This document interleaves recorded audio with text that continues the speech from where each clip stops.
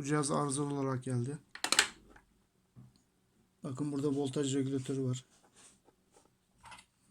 Kısa devre vardı. Bu voltaj regülatöründen voltaj çıkmıyordu. Arızayı buradaki kondansatörün altında lehim çatlağı olarak bulduk.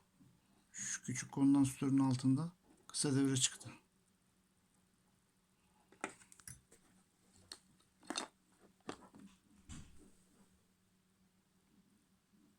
Arıza giderildi.